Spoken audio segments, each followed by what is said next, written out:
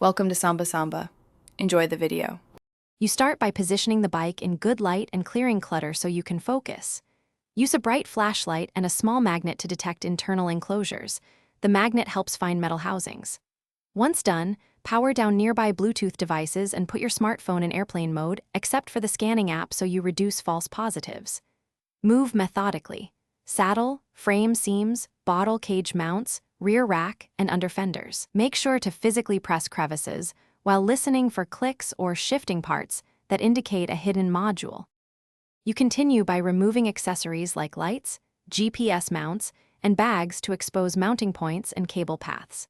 Next, loosen bolts and slide out the seat post or unscrew bottle cage mounts. Hidden trackers often sit inside hollow tubes or glued into small cavities.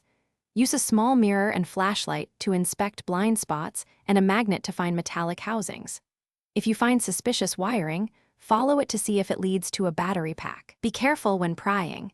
Use gentle force to avoid damaging the frame finish or components. You finish with electronic sweeps.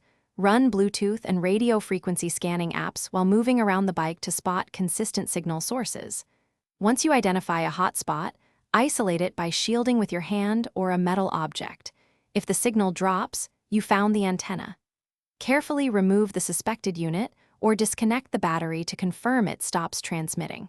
If removal risks damage or if you suspect illegal tracking, photograph the device and contact local authorities or a professional locksmith to handle it securely. This protects you and preserves evidence. Thanks for watching. Consider subscribing if we helped you.